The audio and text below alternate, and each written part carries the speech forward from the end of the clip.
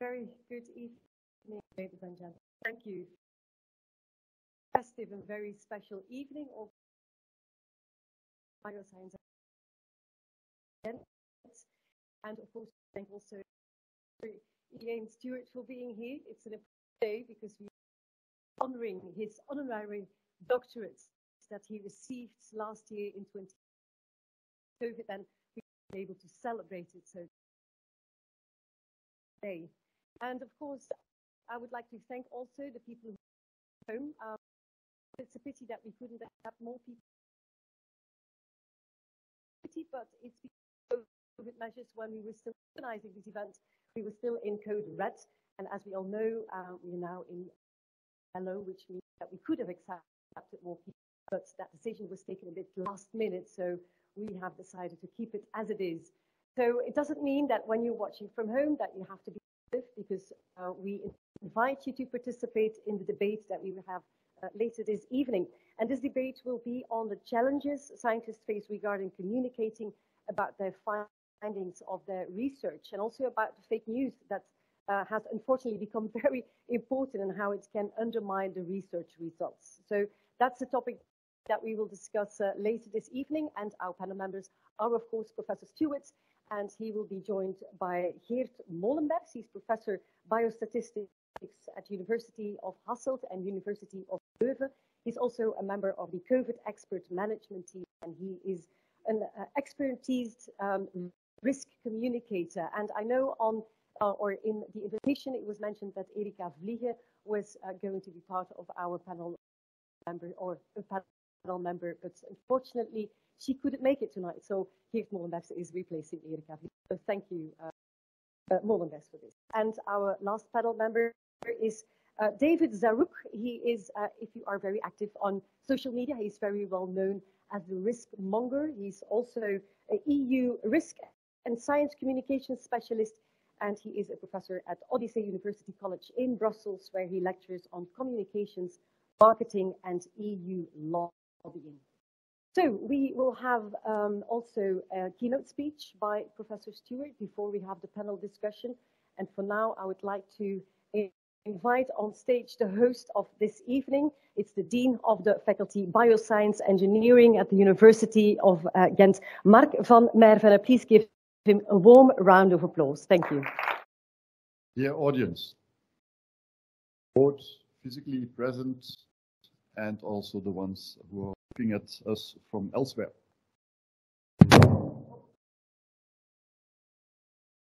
Question, should I speak louder? Maybe I will speak louder or you switch it on. But anyway, in total some 400 people were registered, and so to all of you, thank you for being with us. Thank you also, Ms. Vanthielen, for your introduction and for introducing me, and so let me in turn introduce you. Francesca Vanthielen is a television journalist. We invited her to host this evening because of her expertise in climate change on a political level, which she was able to use as a co-founder of the climate case, the Klimaatzaak, a successful legal case organized by Belgian citizens to enforce an ambitious climate policy on our government. She also has an advanced master in international politics with a thesis on the political status of the North and South Poles. So, why do we organize this event? Well, in 2020 was the year when this faculty celebrated her centennial anniversary. So in 1920, we were established as a high school, an agricultural high school. And then in 1969, we joined university as a faculty. So we made big plans for 2020, including an event during which an institutional honorary doctorate would be granted by the university here on campus. Our choice for this honorary doctorate fell upon Professor Iain Stewart, a Scottish geologist whose mission was to bring earth sciences to the general audience. Everybody knows David Attenborough, who is, by the way, also an honorary doctor of our faculty. And We know him for his nature documentaries, with a focus mainly on the living organisms of our planet. Now, Iain Stewart's focus is on the physical characteristics of planet Earth. And it's evident that these are characteristics which are much more difficult to grasp, since we can only directly observe them at the planet's surface. But then came this tiny virus, and all our plans for 2020 had to be postponed. And also in 2021, we could not organize any event. And so we proposed that the granting ceremony of the honorary doctorate to Iain Stewart was incorporated in the university's Dies Natalis ceremony. But however, that was organized entirely digitally. And so we only could watch on a video Iain Stewart's unpacking the symbols associated with the honorary title at his home. So, yeah, in the bottom. So I made a promise that as soon as conditions allow it, we would invite him to come to our faculty. And this is why we are now here together. And at this occasion, I also want to give you a present. It's a book. A book which was at the event of 200 years of the university, which was in 2017. But it shows the university in 200 objects, special objects. Some of them are from our faculty. And so it's probably one of the last. They really had to dig very deep to find this one, but for that it makes it also a special object. So please.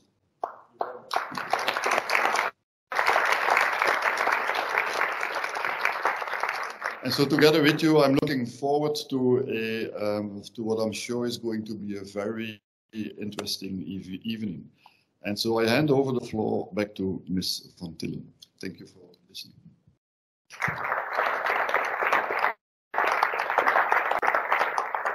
Thank you very much for the introduction, Professor van Merven, and also congratulations once again with the honorary doctorate. And it's never too late to have a postponed celebration. So tonight we will raise the glass, definitely. So Professor van Merven already mentioned a few things about Professor Stewart. I maybe can add a few things here. So he's Scottish, as you will hear in a moment. It's lovely English, lovely to listen to. He's a geologist. He used to lecture at the Plymouth University. He was also the director of the Sustainable Earth Institute in Plymouth.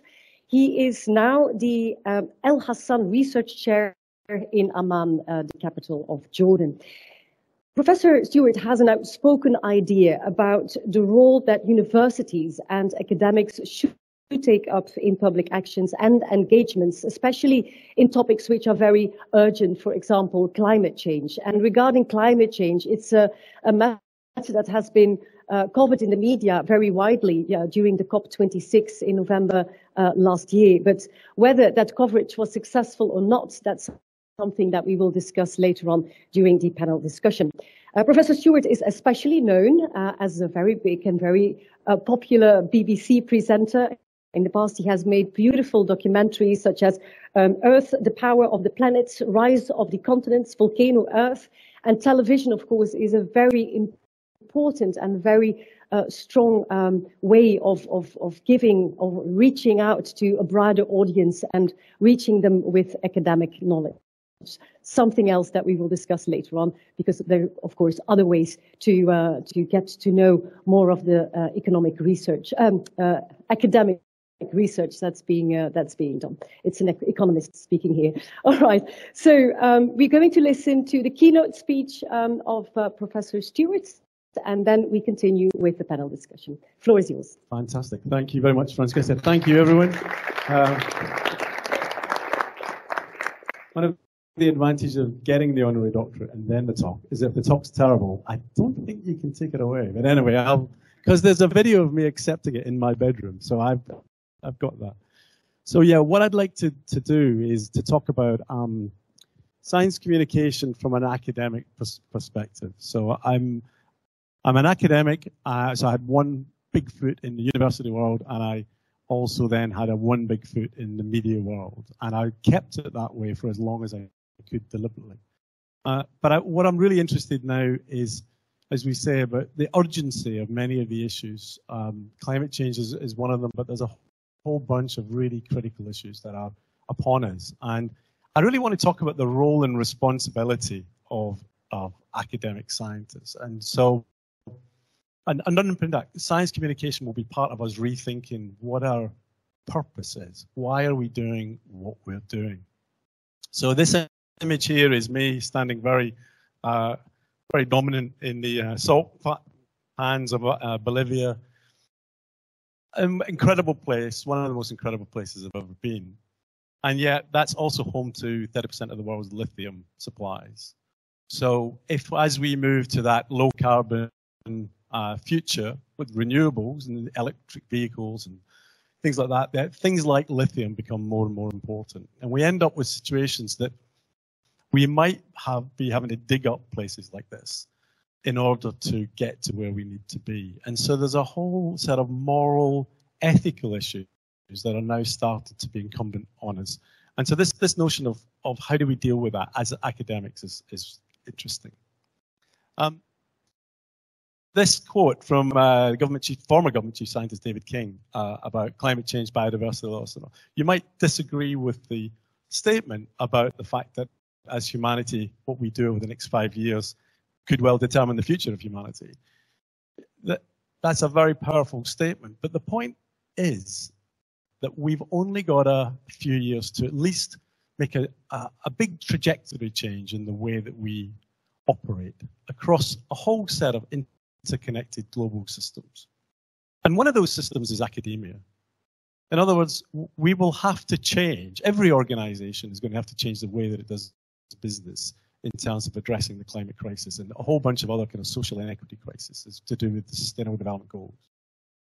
So in the time that it takes your average person to go through university, we pretty much have to rewire the way we do business across multiple sectors. And one of those sectors is academia. And yet academia is a very slow, slumbering sector to actually try to reorganize. So the bit that I want to concentrate is on science communication. How do we take the expertise that we have in the academic world, and how do we help motivate and generate the momentum for change out there in society? And so it's this business that we're kind of fixated with H-indexes, publication citation rates, amount of research income that's coming in. And actually what we're needing is public action. So that change from publications to public action seems to me to be core to this, but I don't even hear that debate in most of the universities.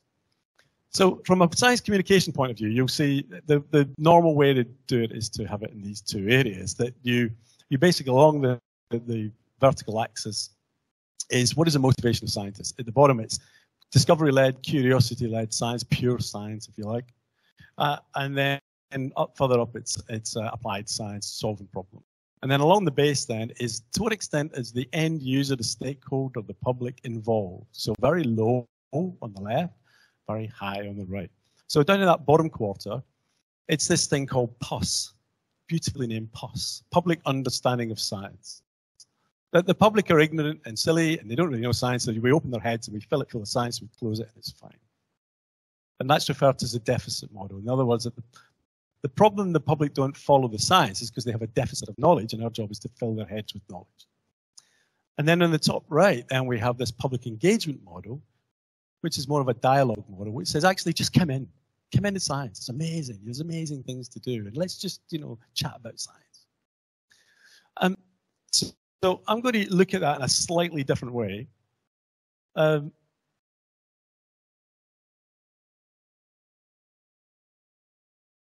this bad? Oh, it's probably going to go flying ahead. So the first thing I want to say, and it was a point made by Francesca, is that there's lots of ways to communicate your science. So on this graph, so in the bottom left, what the ones that academics are most comfortable with is writing academic papers, going to academic conferences, etc. But then as they drift to the right, if you like, upper right, then they might do a public talk, they might put some YouTube videos out, they might write an article for a newspaper, etc. And then as they drift further and further, they get into more interesting things. And so one of the things is it's fantastic. If you can do science communication, do it. There's always a little space there for you to do your own thing.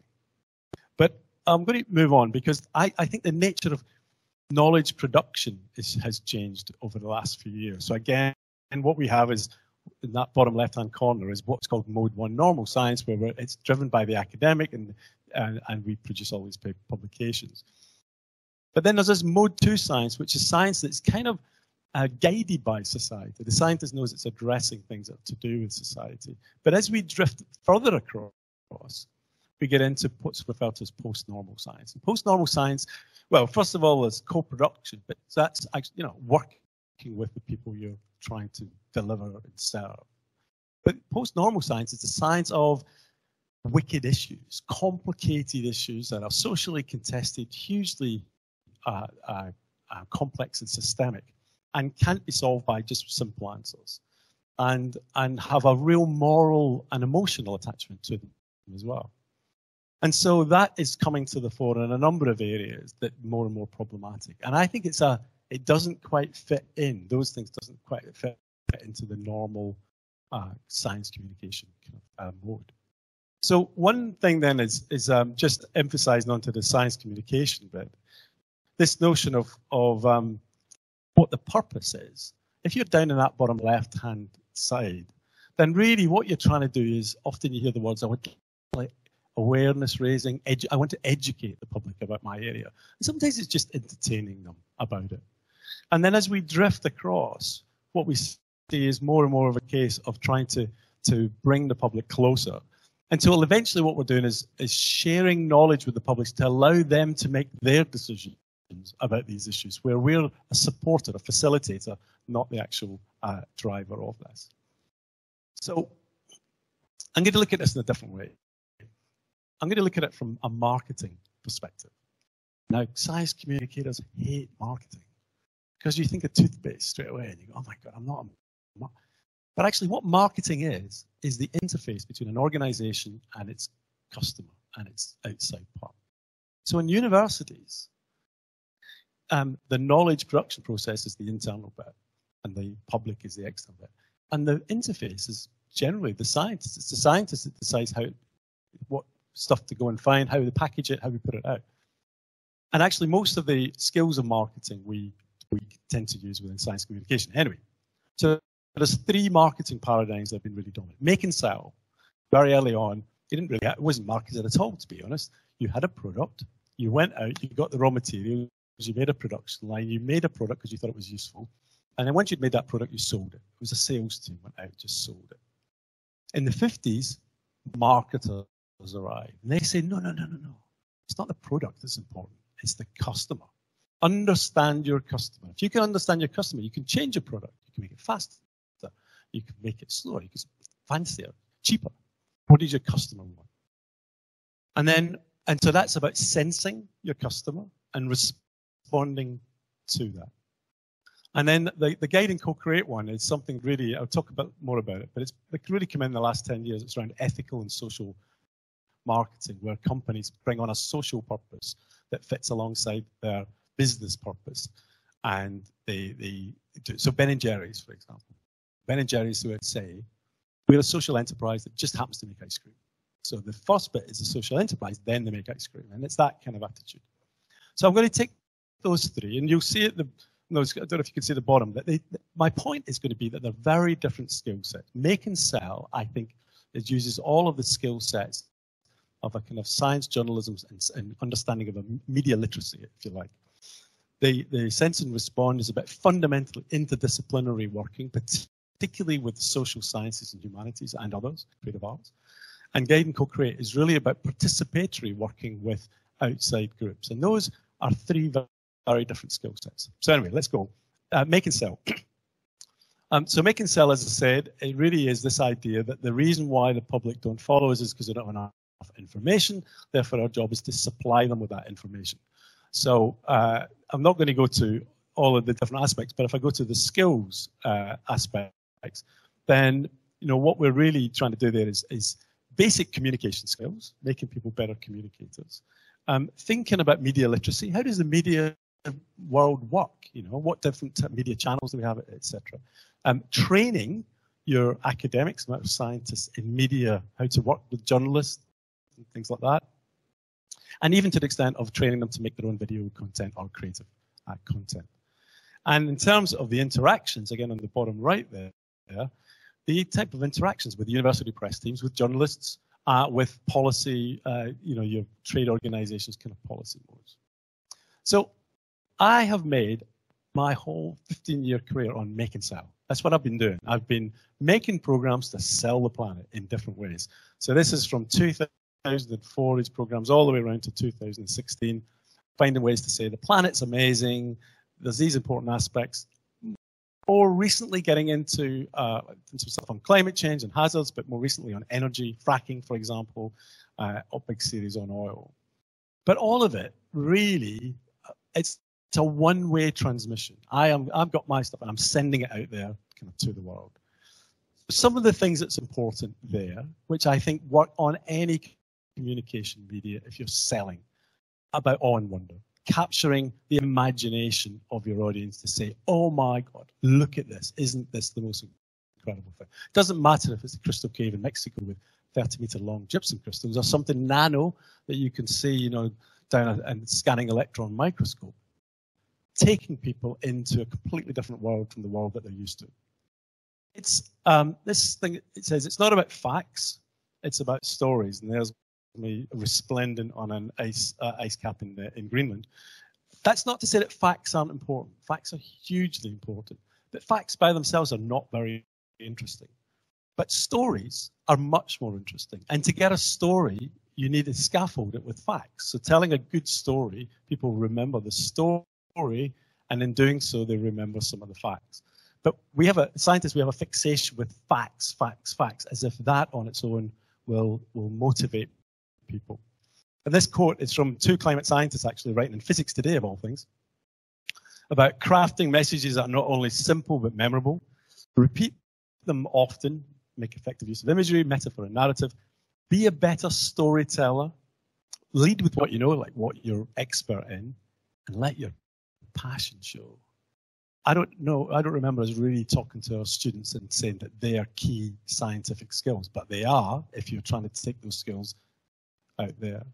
So this is something that the media world know, but we haven't kind of taken it on board really within the academic world. I think it's important. It's about relevance. It's about making whatever you do relevant to the person at the other end of the camera or the radio or whatever it is. This is the so what.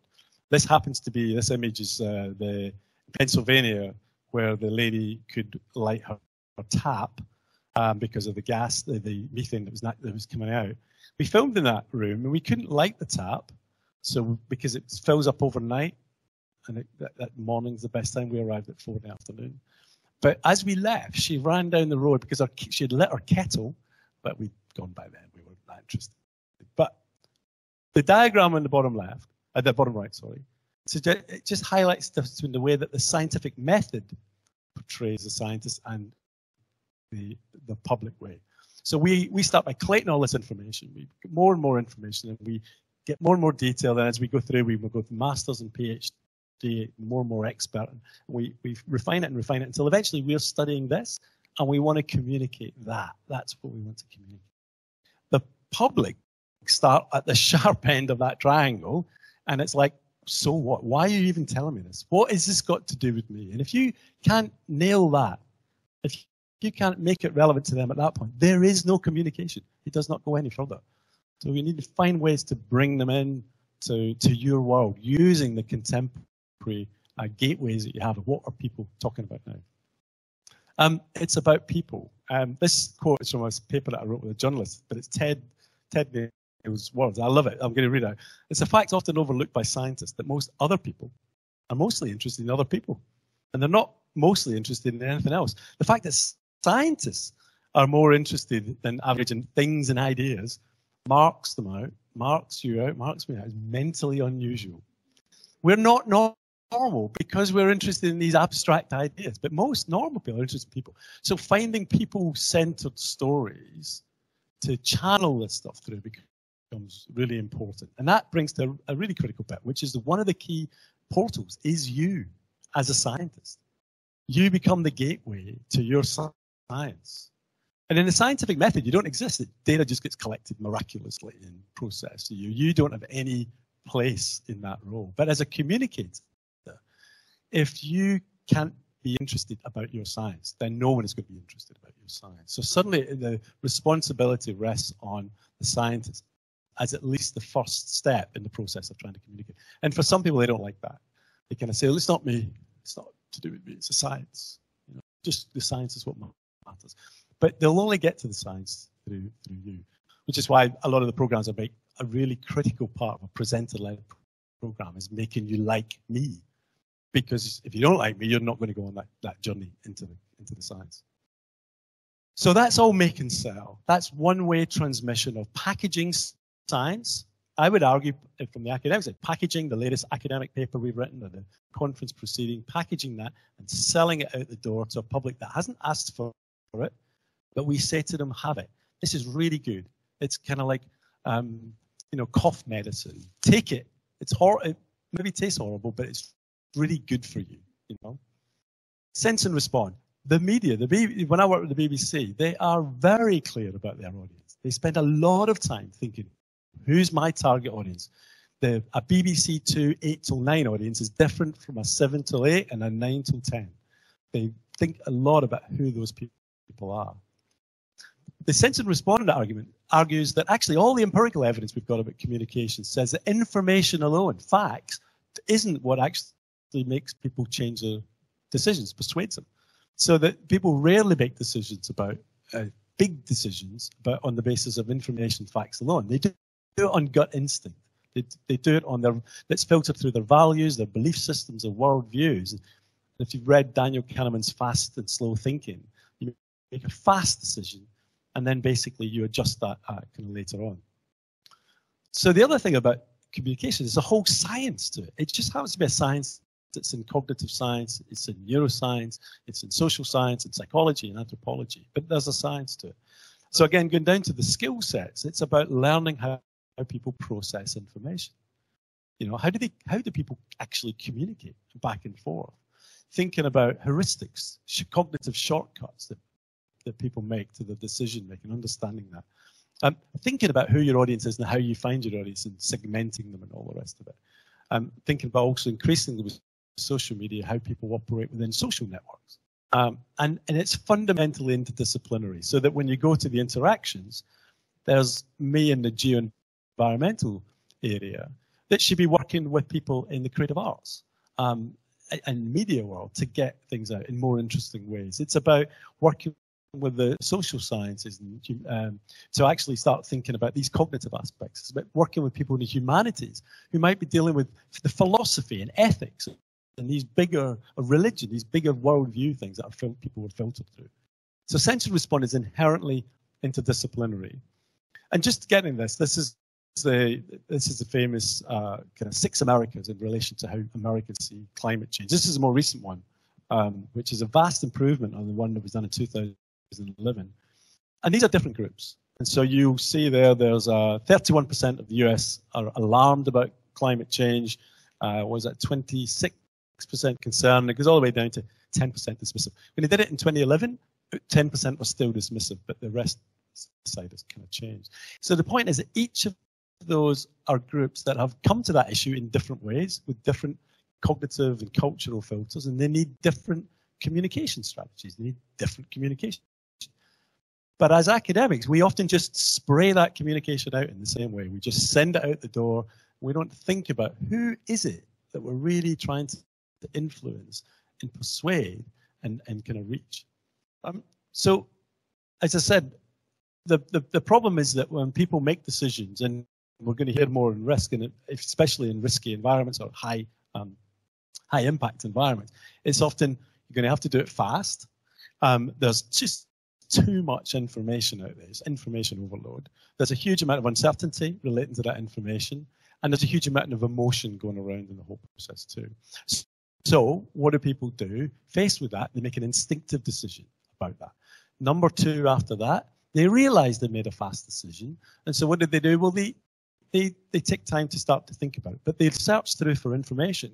But by and large, what they're looking for is information to tell them that they made the right decision. They're looking for affirmation about essentially their value systems that were kicked in at that time. It's very hard for them to accept just on information that they would overturn their values and accept something. So that means that they will reject people that it seems to come from a different place. And by a different place, I mean number 3. People trust those who are like themselves. So they'll accept information on climate change from their brother-in-law, from their next-door neighbor, from the guy who, you know, runs the local pub, because they trust them. They've trusted him on buying a second-hand car or whatever it is. Now, they know they're not an expert on climate change. That's not what they're asking. It's just, what do you think of it? Yeah, that's what I think too. The fact that someone turns out and says, I'm a professor of climate science and this is what I'm thinking, it doesn't matter, because who are you to be? I don't trust you. You're not part of my network. So the number 4 one is this thing that actually, the problem is that decisions that haven't been set in motion by logical, factual arguments, it's very difficult to unpick them through logical, factual arguments. And by and large, as scientists and through science communication, we're used to presenting our information in logical, factual arguments. But if that's not the reason why people have rejected it, because of this gut instinct, we're kind of arguing up here and the decisions making is down here. We're just missing people.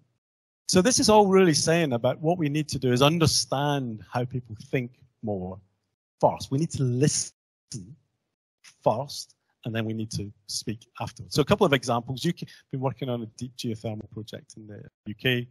This was at a time when fracking was really important, and when you're drilling for geothermal, you produce microseismicity, and you could produce a felt earthquake.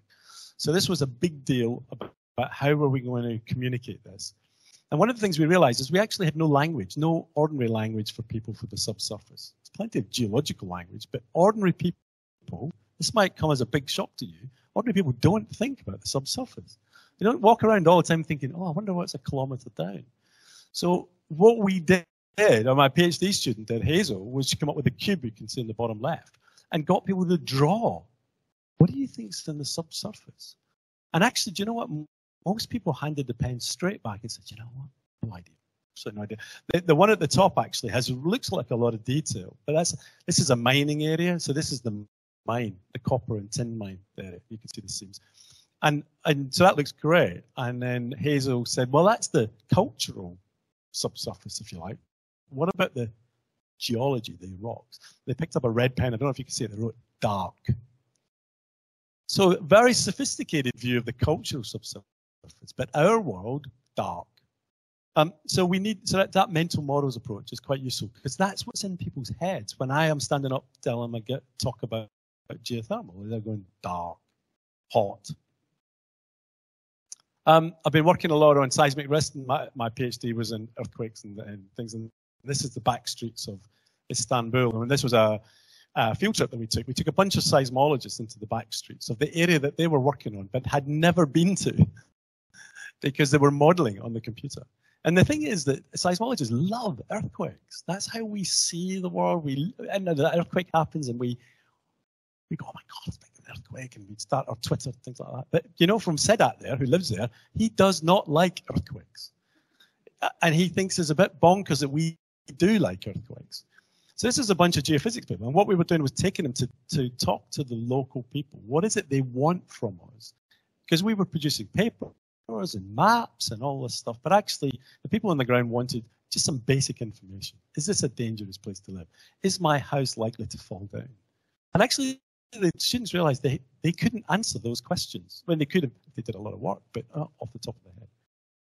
So I think this idea of trying to look your audience right in the eye, understand what they want, and then retune your communications is critical. And now, out of that, my PhD student's a visual anthropologist with the boom you'll see there. And out of that, she started making videos kind of tuned to, you know, what those people might actually, you know, want to know. Anyway, I think one of the, I thought I'd change that. Right, so typo there, that's not Jordanian for centered. The 2015, the world changed. 2015, the Paris Climate Agreement kicked in. The United Nations Sendai Framework for Disaster Risk Reduction, and of course the UN Sustainable Development. All of them talking about a new contract between science and societies, asking science to step up and address many of these fundamental social issues that were coming in what was a more people-centered science, bringing the people who are going to be affected by this on side. And so I think that changes the rules of engagement, really, with science communication. I've not had much experience in that guide and co-create world. But one thing I was a communications lead and the evidence chair for the Scottish Climate Assembly, which was basically a mini Scotland of 100 normal people, demographically represented, brought together over the course of 6 weekends, spread across 6 months, whereby they heard from experts, and it's particularly upfront on climate change and transport and energy and things like that. But as the sessions went on, more and more space allocated to them for them to have their discussions about what they think.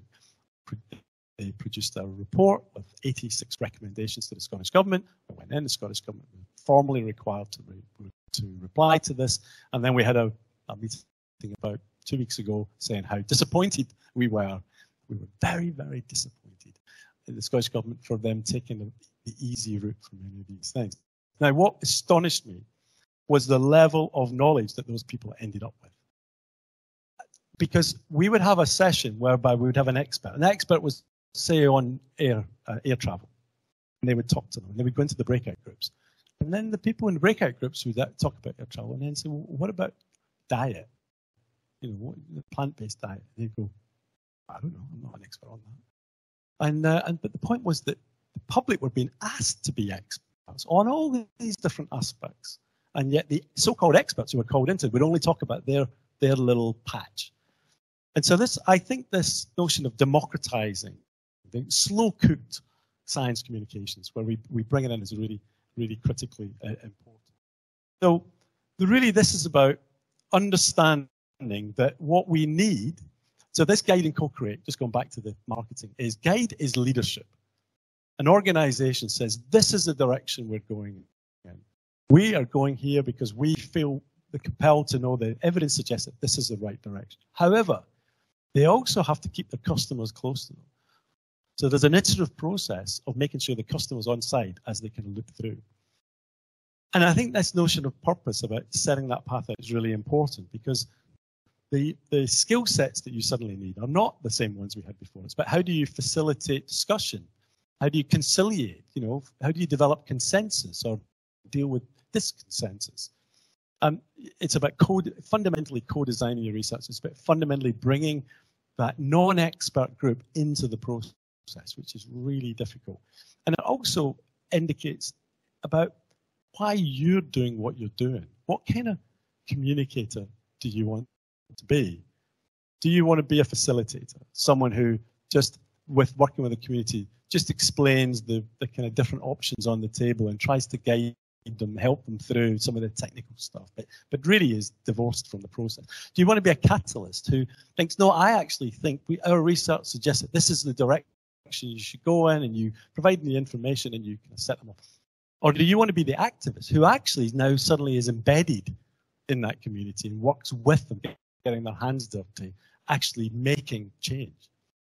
And that last one in particular is very discomforting for most academics who see their neutrality and their independence as a key point. But as we get to the precipice of many of the issues around biodiversity and climate change, it's arguable whether we can be neutral and divorced and disconnected from all of this. The point is, this is an ethical question that needs to be dealt with by individuals and collectively. So I think that's almost the first question in a science communication course: what kind of communicator do you want to be? Because that then presets the kind of skill sets you're then going to do. Let me skip that. It's too complicated, this one. That's a nicer one to finish on. So, so my take really in this is that this is a journey. Television, we always use journey. We're on a journey. But really, I think for academics it is. We're very comfortable in that making cell space. And 90% of the science communication I see come out of universities are essentially making cell. They're the academics who've got something they want to tell the world. Their press teams help them, and they put it out there. It doesn't matter if it's Twitter or YouTube or whatever. But I think the next step afterwards, if we're really serious about being more effective, is by working in that interdisciplinary world to understand who our audience is and to try to respond and direct our communications much more effectively at that group. And then finally, really, is to engage with those people and be with them, supporting them, giving them empowering them, take ownership of knowledge and actually make their own decisions in a guide and co-create, which is interdisciplinary, participatory and reflexive. And they're not the kind of skills that I would necessarily expect to see constantly in a university at one. And to do that, the individual needs a sense of purpose. This is what I'm all about. However, I would argue that actually the institution they work for needs that sense of purpose too. We need to work for institutions who are purposeful, who actually say, this is our motivating, enduring, long-term goal. This is what we do. And most universities don't have that. Most universities say they do everything. We're doing all these things. But actually, we're getting to the stage where we really have to have action. We really have to have meaningful results. And this idea of slow incremental change, I don't think works anymore. So universities should be starting to take on a sense of purpose, which is this goal that runs through the whole spine of the organization and has tangible, meaningful outcomes. And that will be the big challenge. So I think I'll leave it there. This is Royal Scientific Society. The plan is to try to merge these three different modes and to really help scientists and technical people start thinking about these different ways to communicate. So I think with that provocation, I'll leave you and we can kick off the panel discussion. So Francesca. Thank you. Thank you. Thank you so much, Professor Stewart, for this very interesting insights that you shared with us. And I'd like to invite our two other panel members on stage. So, Geert Molenberghs and David Zaruk.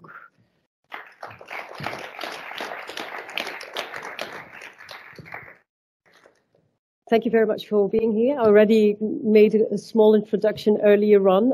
Mr. Zaruk, would you like to comment on Mr. Stewart's speech? Controversial right from the start.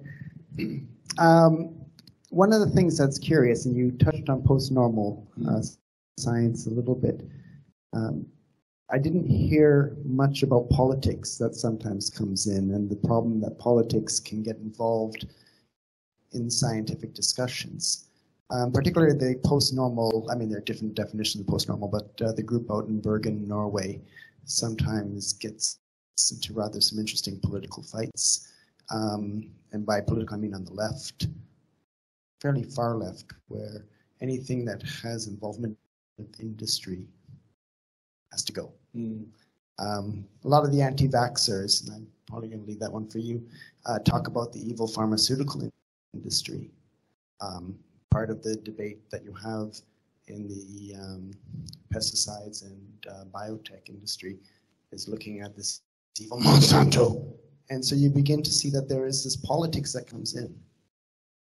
And that's a real challenge for having a rational debate. I completely agree in the sense of, as soon as you move from that make and sell, which is one way, nice and simple stuff, to that sense of respond, it's most of the things that people care about are political issues as well. As a political nuance to, and scientists, of course, will want to divorce themselves from that. But the reality is that's where it is.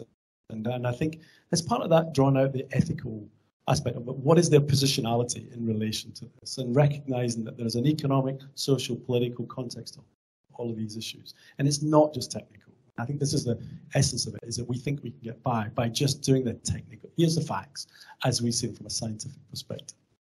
But actually, it's this huge, big melting pot. And, we know from a whole bunch of things that it very quickly gets political, which actually puts a lot of people off getting involved in the first place. Is thinking that, I don't want to be political, but that's the reality of the situation. Mr. Molenberghs, would you like to comment on Mr. Stewart's speech? Yes, absolutely. And I like the melting pot that you just said. It's, of course, a bit like that in the COVID debate. We can do exactly that. I can talk as a biostatistician to other biostatisticians, and then leave it at that. Of course, we communicate to other scientists to begin with. And I think that is and remains to be very important, that there is communication between scientists among themselves. But then, of course, if you talk about the public health crisis, there are a few other players, and you mentioned them also very carefully. There is the population as a whole. And we saw your population going from, what was it, 35% to 10% when we were talking about the Americans and their worry about the crisis, etc.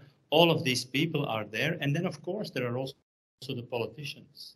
There are people who think and who tell us that we should stay away from politics and from discussion with the politicians, but then who's going to talk to the politicians? I think we all have to understand where we stand and where we don't, but that doesn't mean we shouldn't be talking with everybody. And yes, there can come a time when we become a little bit of activist.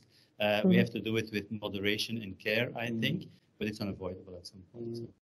Yeah, is it possible to be neutral as a scientist? You know the facts and you know the science, but once that you start communicating with, for example, politicians, you have to take a stand, don't you? Absolutely. 1 and 1 is 2. I think we all would consider that a fairly neutral fact. Maybe the philosophers wouldn't, but most other people would, I think. But yeah, when you talk about a public health crisis, like again, the COVID crisis, for example, it's very hard to stay neutral. And even if you think you do, you're not perceived that way by the very fact who you are. If I start talking and say, yeah, but that is the public health or the sanitary or the statistical point of view, but there is also economy and there is also mental well-being. And of course, that's why you have to talk as a group.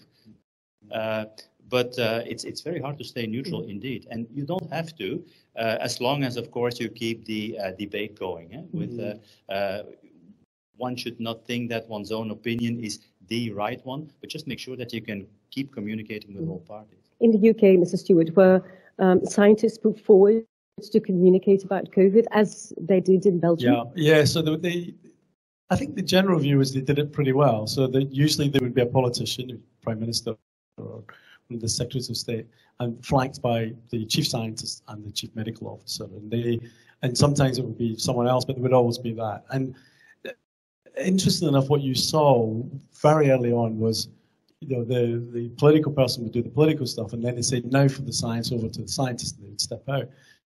And so this sense of being led by the science was very strong. The place where it went a little bit awry was towards the end, when there was a big clamour to open up.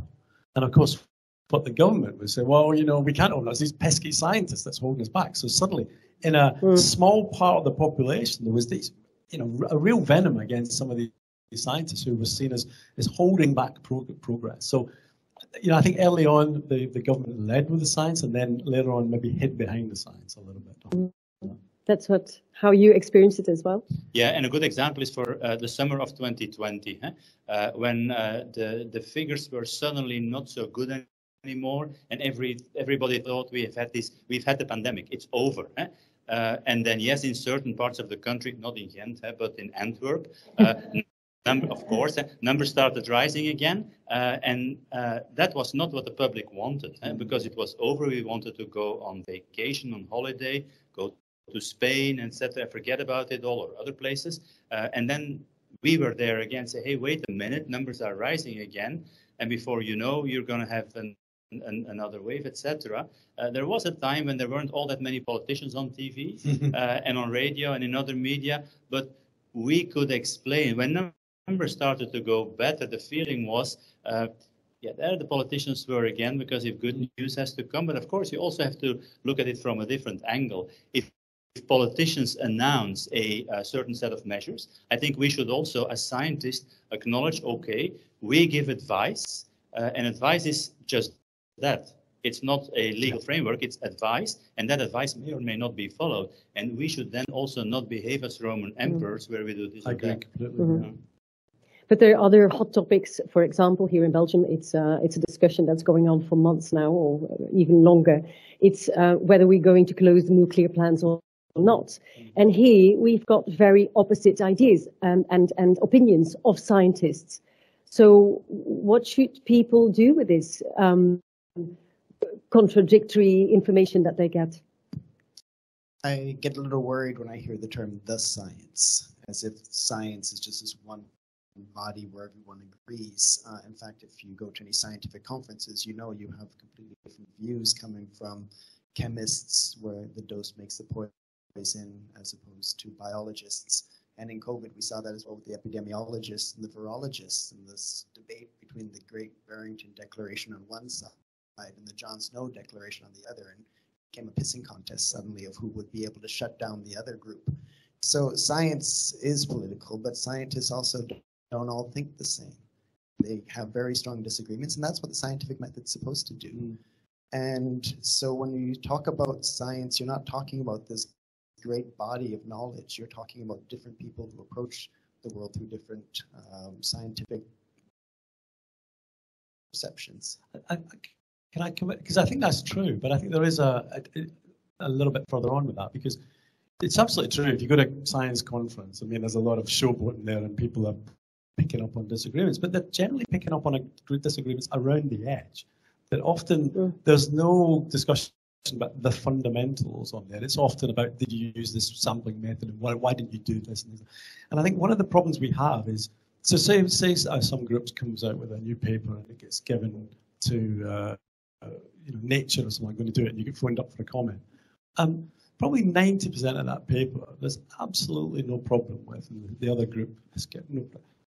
But they'll pick on the bit they disagree with, and they'll say, yes, but I really don't think of that. And that's the bit that comes out. And there's this, I think one of the problems is that comes through is, how do we communicate consensus, and how do we communicate disconsensus? How do we get this language to the public that there are things that scientists are arguing about, but is it the critical one that they're arguing about in the public? And sometimes, again, with Twitter, there'll be these fervent, arguments on Twitter about tiny things that actually are not important, and yet other really much more fundamental things aren't even getting discussed. So I think it's tricky that the scientists talking about that level of non-consensus in the public domain, because I'm not sure the public quite understand that the scientists think about it in a different way to the public sometimes interpret it.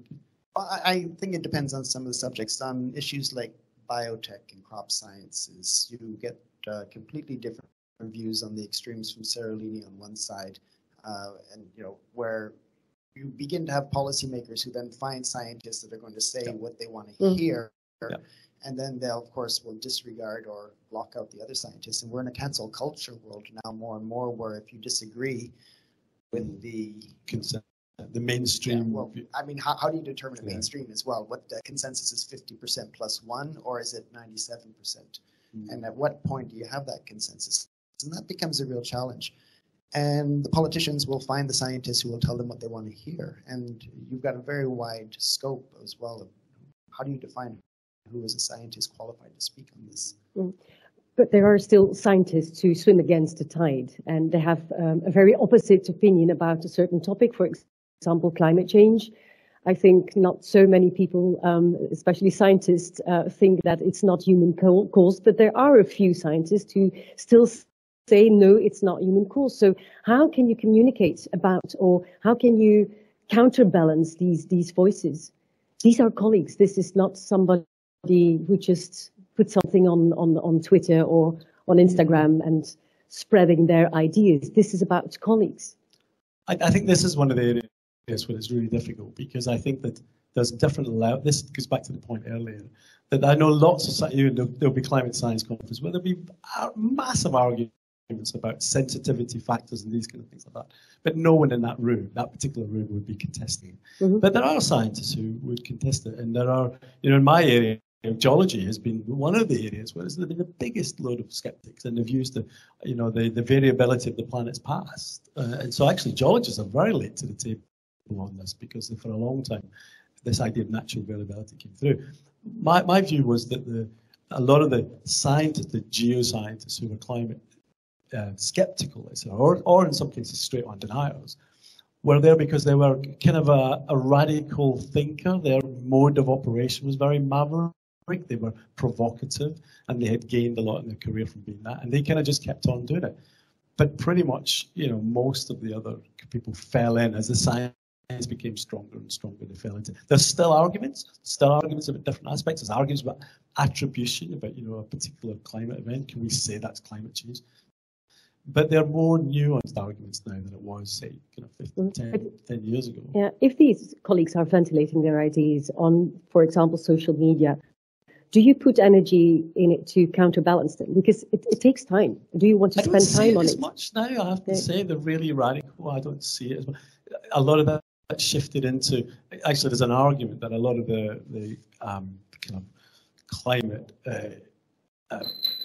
opposition, I can't remember, there's a kind of term that's now emerged, have moved into the opposite argument, which is it's doomsday. It's too late. It's all finished. We're really stuffed.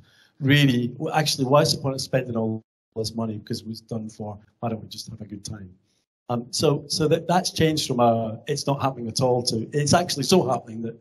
So I don't know. Those are the edges. You know, that dismissive 10% hasn't shifted in 10 years, and I think that if you think you can shift them with logic and factual arguments, it's political. It's a way of viewpoint, but how you see the world, how you see society. That's why that is so difficult to shift. Well, you experienced that in the COVID crisis. There were doctors, there were scientists who said, no, you don't have to be vaccine inoculated, for example. So how did you act on seeing this on social media, for example, or in? First of all, it's a very similar discussion. It's the same thing, and there's a time for discussion among scientists, and I think it's true what you say. In scientific conferences or in meetings, we do look at these very small points where we can disagree because that's what we like to do, and that's a very good thing. And it's very important that people can swim against the tide and actually challenge each other's ideas and beliefs. At the same time, it's also true that there is a certain consensus developing at a certain time, and when you communicate more broadly, that should come out. And of course, it depends on the issue. If it's something that impacts you personally or as a society, like a public health crisis or a war or a conflict or something like that, or the climate crisis or whatsoever, you have to be a little bit considerate and a bit more than that to how it gets across, and that's the communication to the public, how it's perceived. Because let's say we as scientists, we can disagree about will there be again a flare-up or something like that, but will there be another peak and will we have to basically go in lockdown again? Could be a very nice academic debate, but if you do that on the radio, a number of people there are getting very anxious. You should also be a little bit careful there. Social media is a different matter. Because of course we all know that the debate can and sometimes is hijacked by certain forces, and part of me thinks is we should not let that happen. We should actually not let it go like that. We should go against it. At the same time, it's also a very difficult one because more than ever do people go into their bubble of like-mindedness. You were already referring to that in general in your presentation, but of course social media they actually facilitate that. They exacerbate that. I did communications work for a vaccine producer for many years, so I don't think I'm anti-vax, but I have to say that, and I'm not referring to the Belgians in this case, but I think the vaccine communications community really messed up badly. Could you explain how? Vaccines are safe. Nothing's safe. Okay, there's, even if it's 99.8% safe, over 300 million vaccines across Europe, you're looking at maybe 20,000 stories on social media of bad vaccine reactions. So by saying it's safe to a community that wants safety, now what does safety mean? Risk-free, 100% safe. Okay, that doesn't exist. But somehow our community now has come to expect zero risk on everything. If there's a tiny amount of residue on a vegetable, then we have to take it off the market, even though we'd have to eat 2 tons of it to have any negative effects. So we now demand safe. And by telling people no discussions, vaccines are safe, and you must get a vaccine or you can't go out or you can't go on holiday or you can't do this, therefore putting a mandate on it, which means you're removing the main key element of trust, which is agency, that I can make a decision myself. Okay, so you're forcing people to get vaccines, you're telling them they're safe, and you're telling them to shut up. That's not how you communicate. Have there been made a few mistakes in that sense? It's a very difficult debate, and I have to say, for example, the vaccine mandate for the healthcare workers, which was, for example, advised by the Academy of Medicine. I was one of the people who advised it, and I think it still was a very sensible thing to do at the time. But I agree that communication is often black and white. It's safe or it's unsafe. And of course, as a statistician, we are, I say, the scientists of error, of noise, of that gray zone. The signal most people can look at, but we should also look at the noise. Communication is very difficult. And of course, it's even when we transmit a message, sometimes we do it well. Often we don't do it as well as we should, but it's very difficult to get it across when people really want to hear something. It's also, I think, a joint venture with the media. Because of course people want quick sound bites, etc., and it takes a little bit of skill, especially when you have a recorded message, but it's broadcast later, to make sure that what's actually sent is what you said before. Because I've had cases where I gave 4, 5, or 6 quotes, and yet it came out in a different way than I had intended.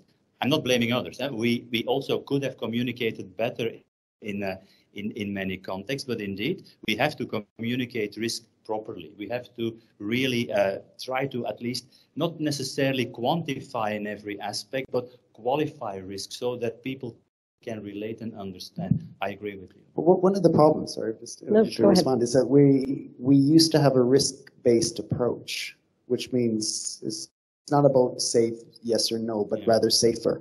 And what can I do to mitigate the risk to help produce or to protect myself? Now in a hazard-based approach, we want to remove all hazards, so we're going to be safe. And therefore we cannot manage how can we manage risks ourselves. But on top of that, we are no longer really being able to make a rational decision anymore. It's we're in a binary yes or no, safe, not safe. We have to bring back this idea that you can be safer with a vaccine and you can be safer by wearing a mask, but you will still have to be able to, accept that you may be exposed.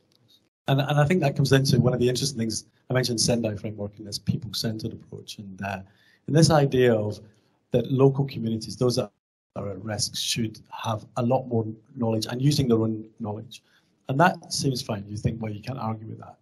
But actually, there's the subtext of that is that because they have that knowledge, they're then expected to act. So there's also a transfer of responsibility from the risk authority to the risk public, which I'm not sure the risk public always knows as part of this awareness raising campaign. So you have situations, for example, like in UK floods.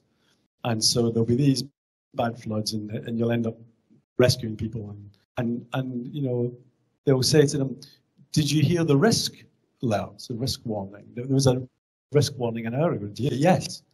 There was one half an hour ago. Yes, I heard that.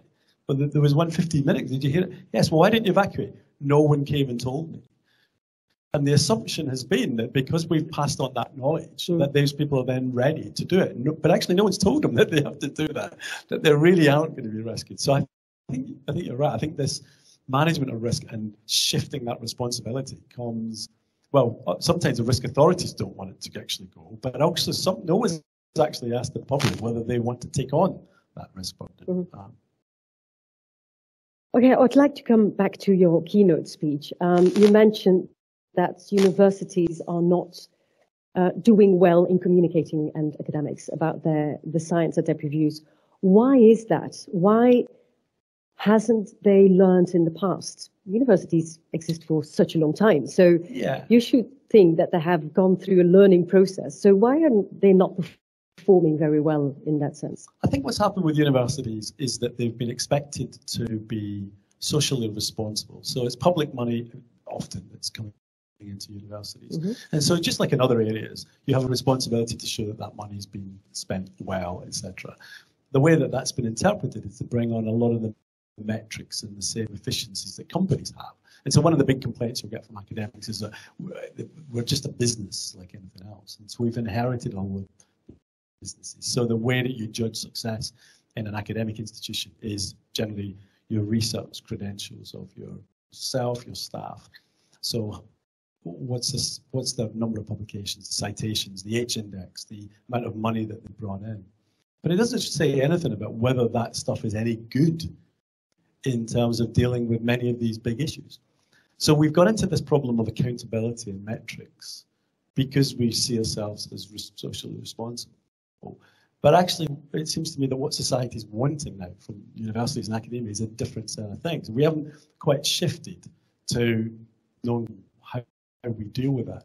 The one thing I would say in the UK, not that I think it's the best system, but as part of the research assessment, there's now an impact component, which is a third of the rating and the money you get. And an impact, it's narrative-led, and you have to, for every 4 researchers that are evaluated, you write 1 impact statement.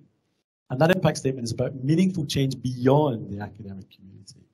And so the actual university department actually gets money for having that external thing. And I think that's changing the dynamic in the UK, where people are starting to move away from the metrics of research accountability to actually, is what we're doing improving people's lives? And if so, how can we demonstrate that?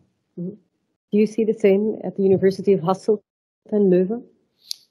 Well, I think it's a general phenomenon. The metrics have been taken way too seriously for way too long a time. And I've seen it from all sides, also serving on some FBO committees, Willy, isn't it so? Yeah. But I think it's also slowly changing here. Yet the outreach, the communication, the, let's say, the not A1 refereed papers, etc., that we do, and I think many people who communicate do well on all levels. But I don't think the mechanisms are in place the way they should be. Now, whenever you're going to evaluate people with metrics, very well-defined procedures, etc., they will start behaving according to the metrics. So you have to do that with moderation, don't overdo it, and make sure that every bird can sing the way they're designed to sing also.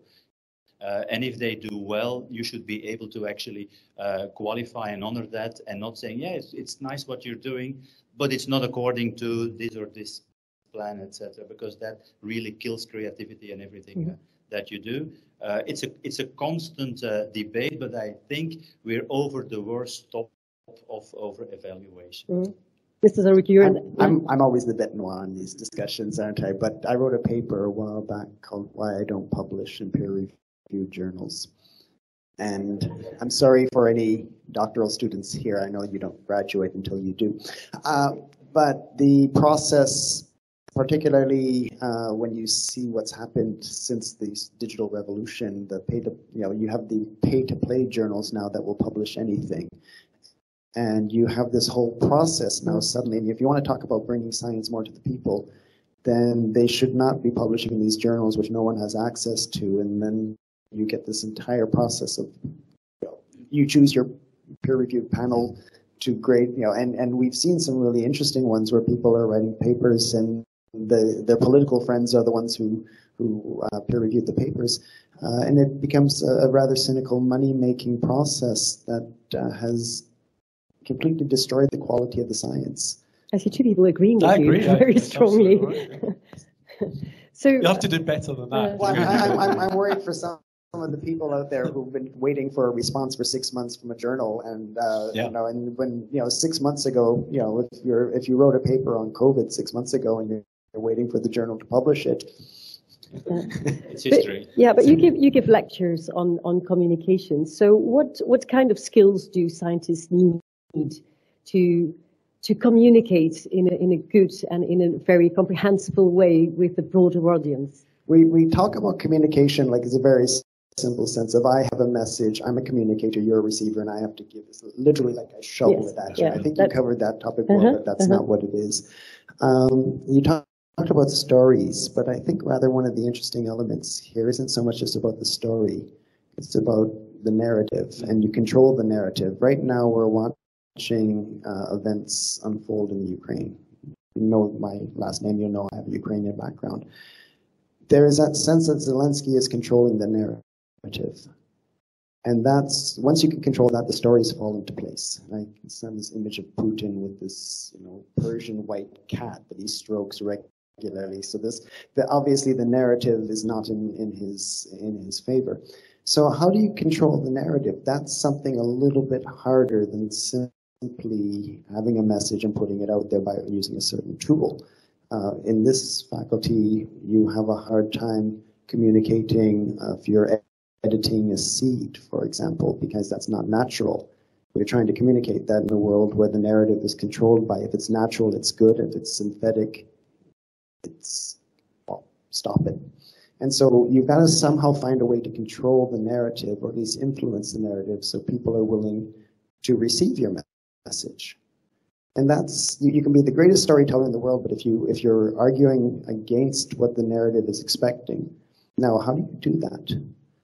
Well, the narrative changed on the 24th of February completely. We're no longer talking about, if suddenly COVID's gone. I'm sorry, I don't know how that happened, but so you begin to see that these narratives do shift, but you've got to be able to be smart enough and fast enough when it is. How can you, I wrote a piece recently for European Seed, which talked about 12 ways that seed breeding can fight climate change. Most people think agriculture and agricultural technology is against or is a cause of climate change. It's, you know, one of the problems. And we have to look and say, no, the technology actually is going to do a lot to reduce it. So that's how you have to try to regain the narrative. You've got to tell these stories within what the narrative is expecting. Mm-hmm. So it's not simply finding the tool to give a message. Mm-hmm. Tomorrow, Mr. Stewart, you are giving a workshop to some PhD students. Yeah. What about, because when I try to read a PhD thesis, for me it's impossible to read. Well, depending on the topic, it's because of the language. Yeah, as a journalist or somebody from the media, you don't have the time to go to read through a whole PhD thesis, and also because of the language. Is that a problem? Could people just use simple language in a more simple way, or is it something to it's difficult. If it's a difficult topic, you have to use the more complicated language. We can do it. We've been talking about this for ages. I mean, 20, 30 years. Actually, the Bodmer report in the UK on science communication, one of the things it said is that all journal articles should have an plain English summary. We've never, it's a very easy thing to do. Only a few journals have done it. The language is part of it. We can do that. Our technical language is a codified shortcut. So it gets us out of having to really explain what we mean, because we can use these big words. And then, of course, we do have that problem when we step out. But I think the more difficult bit is that when I talk to a lot of people who are in that position, they see this communication as this one-way transmission. How do I get my message out? Mm-hmm. What devices, what tricks? How can it be seen as more trustworthy? Why aren't people listening to me? I need to get this thing out. And it is very much deficit model thinking. It's that if only I could communicate better, then everything will be okay.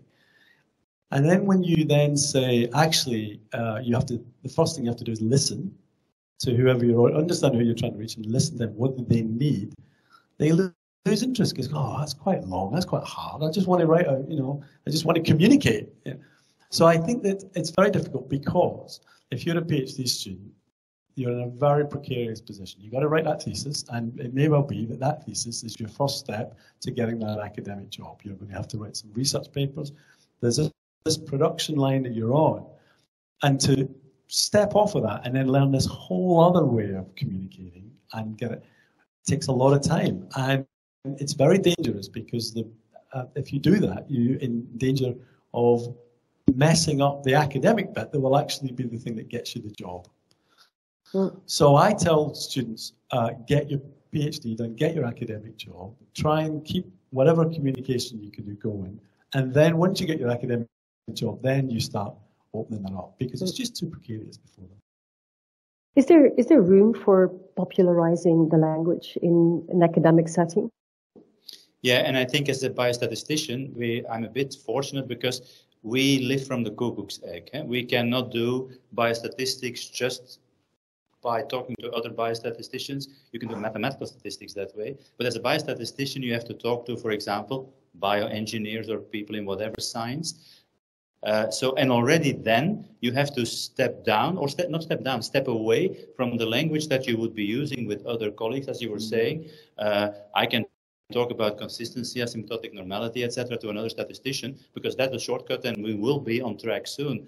But if I'm going to talk to somebody who wants to set up a certain agricultural experiment, this is not what they want to hear. They need to have a certain amount of trust, so that when I propose a method, they should be sure that I've thought about it and that is maybe the best thing for them to do. And here and there should be some people with critical probing to see whether it's indeed true that this is the best method and there isn't something better. But I already learned to communicate to people in different sciences. And this afternoon, for example, prior to this, I was talking to somebody from psychology, yet they are not interested in the very technical detail as well. Now, that's not yet the general public, but you're already on the way to communicating to normal human beings, not just statisticians. And I think that's important. I love the idea that psychologists are normal human beings, but as opposed to us, maybe. Yeah. We're all mentally unusual. But so much research is being done within the walls of universities. Is it an option that universities work with spokesperson, for example? Because I do understand that not every scientist feels talented or sees himself to be talented to communicate about his findings, his or her findings.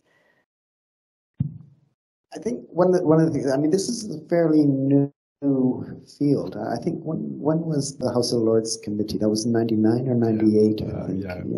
I got started in 2000 following from that, the Science and Society report that came out. And that was after BSE, that was after also the moratorium on GMOs. The 90s with acrylamide. Wakefield was around the same time. I'm not sure. They came a bit later. But so there was that sense that, as you said, we need communication to the public. And we need scientists to stand up and communicate to the public.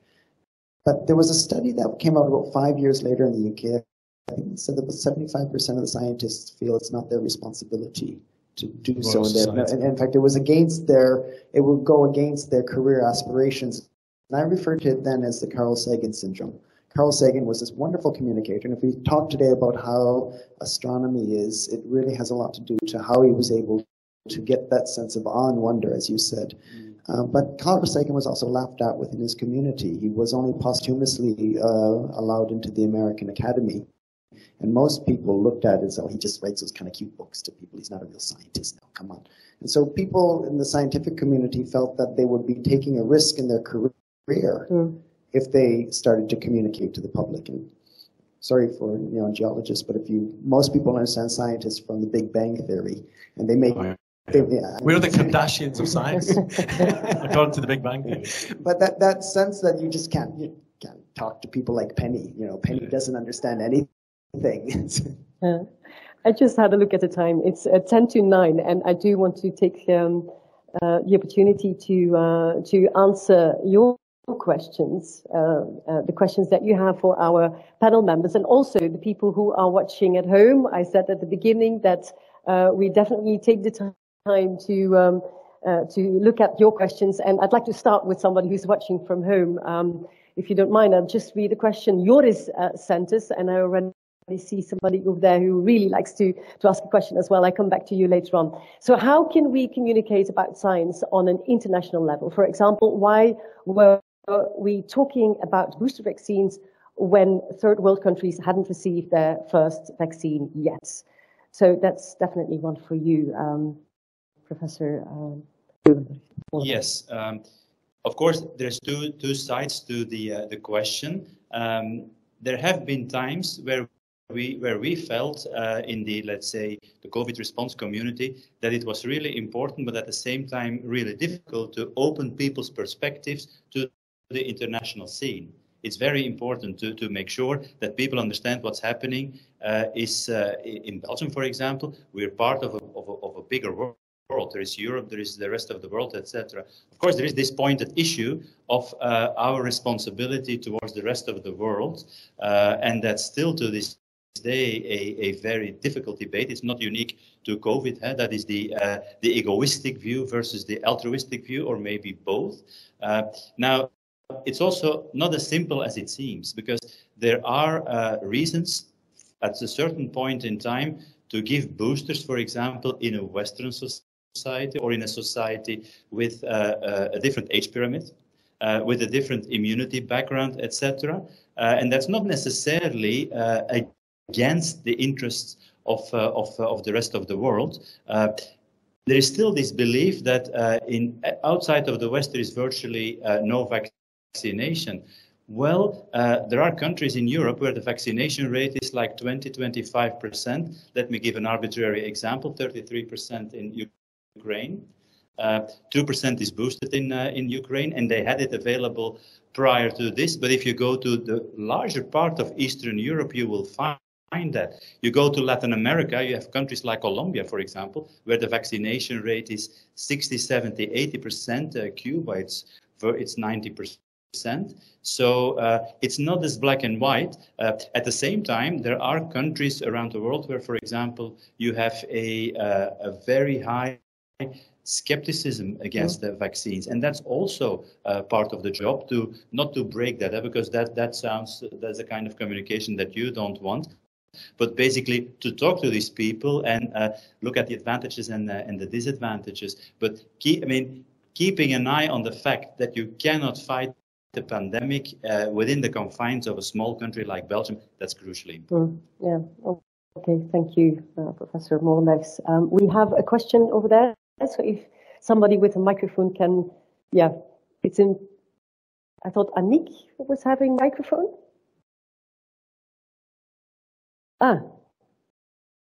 Okay, but we need this one. We don't have an extra handheld. Okay, that's a bit difficult. So if you could come forward, please, and if you could just introduce yourself shortly, briefly, and then, no, it's good, it's enough. No, here, hello. Here, yeah. I'm sorry, I thought we had an extra handheld microphone. Thank you very much. The FWO, you all know it. Could you introduce yourself before you start? Could you please introduce yourself? Sorry for please, that. Thank you. My name is Willy Verstraeten, and I happen to be the president of the FWO. So when you bring it to the discussion, I have to respond a little bit. The point is, when I started there, and Geert knows this very well, there was only one axis of judgment, and it was pure science. Your citations, and one guy with a paper in Nature, boom, threw everybody overboard. But then we said this has to change, and we have now implemented two axes. But I have to say that we have to be careful there. The second axis is exactly as in a number of science boards, that you can do the outreach, that you can look for impact. But we have to then put forward another element, and that is not everybody has to be on both. We leave the choice to the scientist. I think this is also fundamental.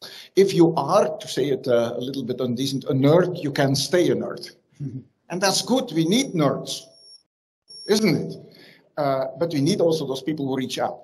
And if you choose to be on the second axis, then we have a real problem, because to judge on the first axis is easy, but the second axis, where you do outreach and implementation, and where you like to have impact, how to judge that properly.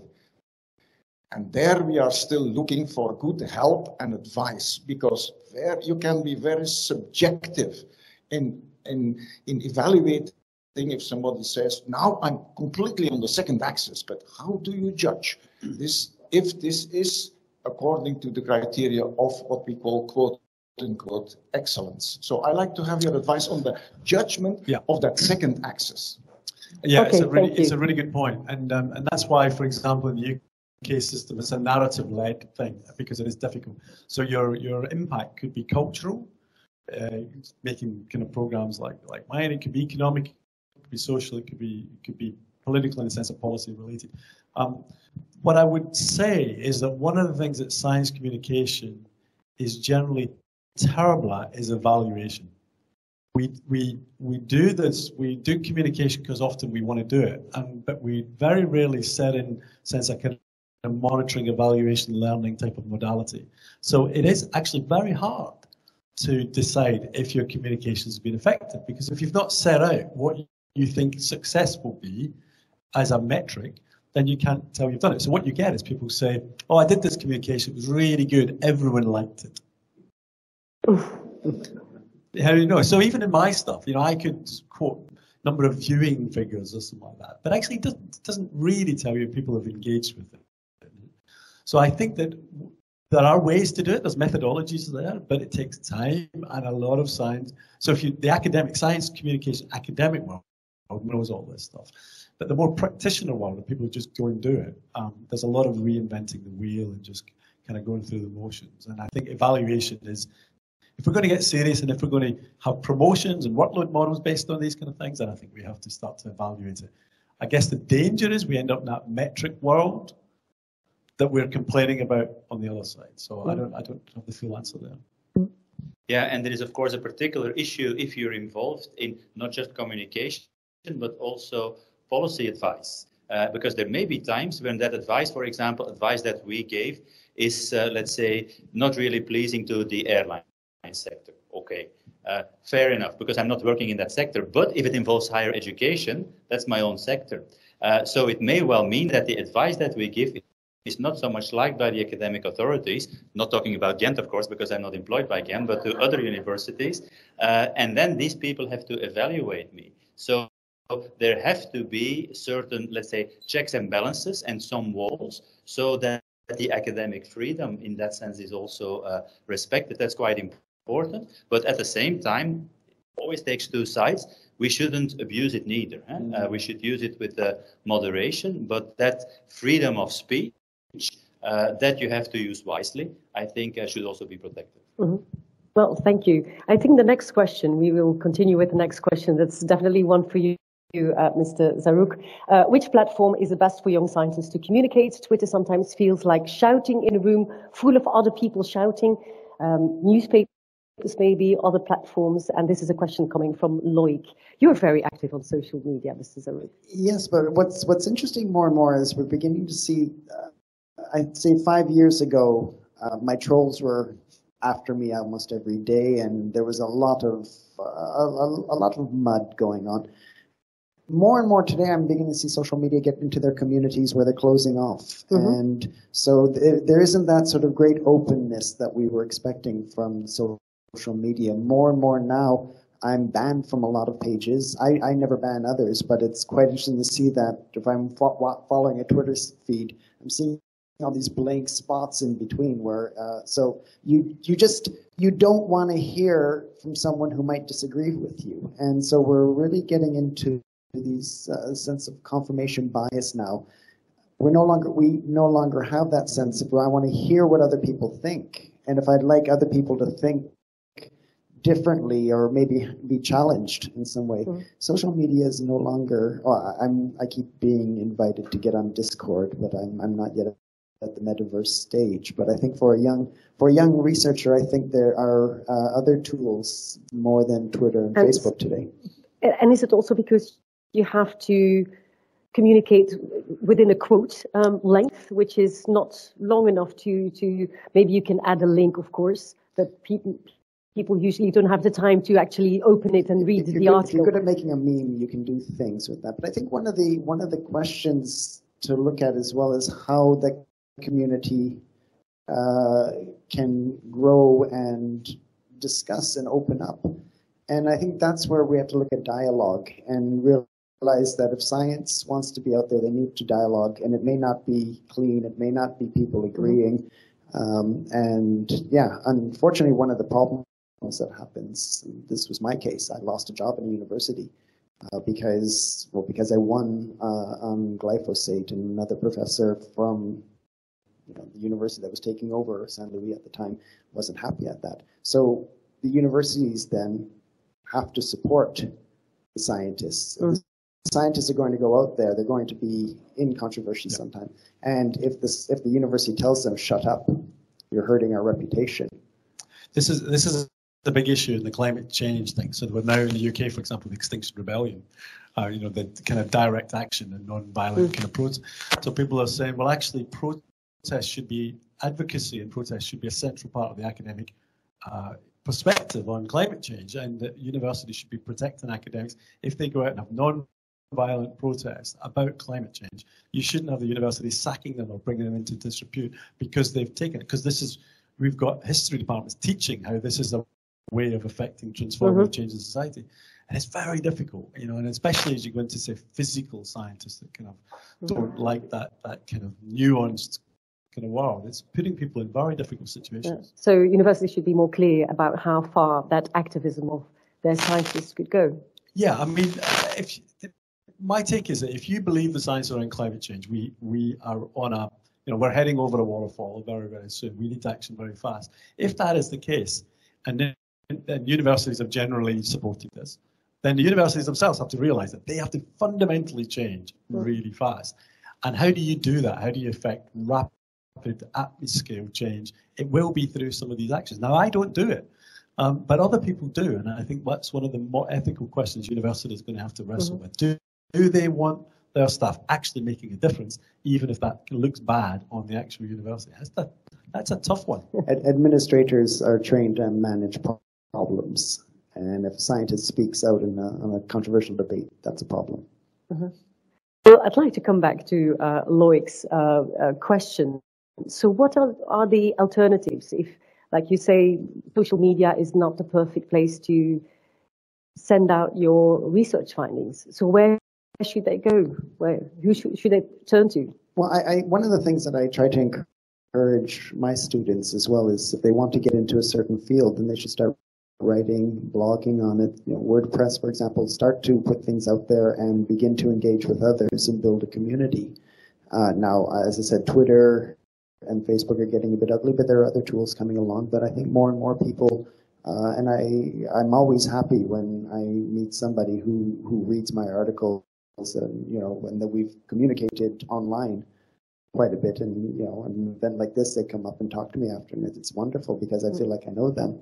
So you don't have to limit it to 280 characters, but what's important is that you need to be out there. Okay, thank you. Anyone else who has a question here for one of our panel members? Well, we do have one online. Time often is a limiting factor. What is the key for scientists to efficiently divide their time between outreach and research? It's a question coming from Jonathan. That's a question about workload models, really, isn't it? That's the. I think this goes back to this point where universities really need to think about what they want their staff to be doing, because at the moment they want their cake and eat it. So staff have got really high workloads around research and teaching and admin. And then what we're starting to see is, yes, and we also want you to do this outreach side as well, which is essentially marketing for the university. And the problem is that we often really want to do that as well, But we all know, and it's been already said, that if you're going for promotion, that academic paper over here is not the same as that outreach project you did over there. So I think, people have only got a finite amount of time. They often want to do more of this, but they're not getting given either the time, the money, the training. So the universities are serious. They need to block out and say, this is a really valuable, something we think is really valuable, and we're going to allocate value to it in some way, like the workload model, like writing into promotions, that thing. But at the moment, I think most universities, and because I don't know Ghent, I have no idea, but haven't built it in, and therefore it's a bit nuanced. You're expected to do it, but you're not really getting rewarded for doing it. So I think an institutional sitting down and saying, this is what we would like to see, and it would have to be, I agree absolutely, not everyone should be doing it, and it should be a flexible model, but at least if you're doing it, reward the people for doing it. Well, just to continue on this, it was before COVID, because I work for a business TV channel, Canal Z, and I had to invite somebody to come over to the studio, which is in Brussels. And I looked up a professor who could talk about the topic I wanted to discuss. And I called 3 professors, and they said, well, I don't have the time to come to Brussels because I'm too busy. So it is a question of time management as well. It is to do a quote in a TV studio of, 4 minutes. It takes them 3 hours to come to Brussels, to wait, to have a discussion, and then drive back. So it is time consuming, I understand. Yeah. Okay. I think we have to round up. It's 9:05. Well, I want to thank everybody who is watching online for sending in their questions. Of course, we couldn't answer all of them, but thank you for doing so, and thank you for watching our debate. And I would like to invite everyone who's here in the auditorium here in Ghent to join us for the reception, of course, to celebrate the honorary doctorate of Professor Stewart. That's the reason why we're here, so thank you. It's because of you that we are here. And of course, I would like to thank David Zaruk and Geert Molenberghs as well for their contribution in this very interesting debate. So give them a very warm round of applause. Thank you.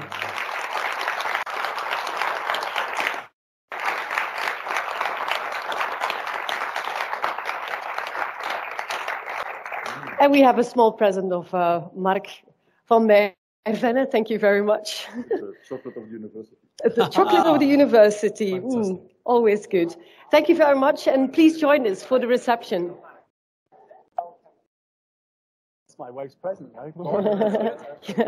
Thank you. Thank you, Al. Thank you. Yeah. No, thanks for